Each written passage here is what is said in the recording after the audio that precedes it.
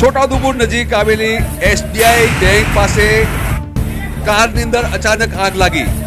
અચાનક આગ લાગતા કાર બળબડ સળગવા લાગી અને તેમાં બ્લાસ્ટ થયો.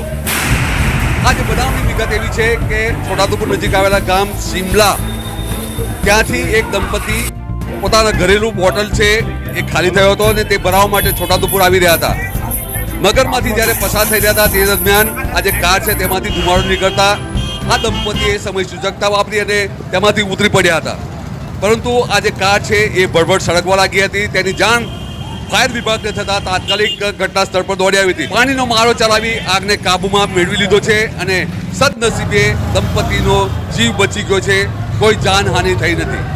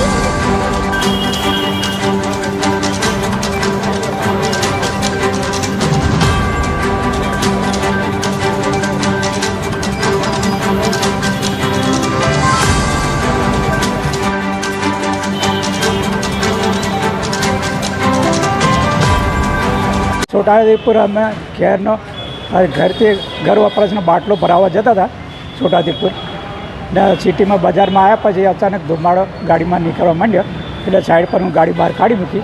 ગાડી બહાર કાઢીને અમે બંને જણા નીકળી ગયા ને ધુમાડો નીકળ્યો ને બંને જણા બચી ગયા.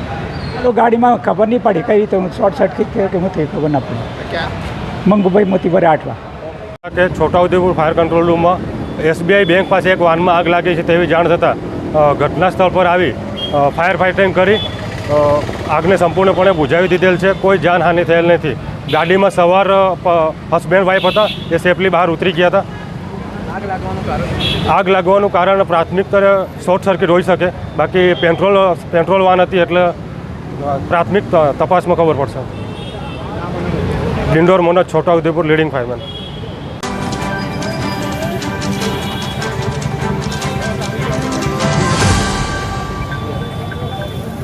સિંગલા કાંઠેથી આવતા હતા બધા.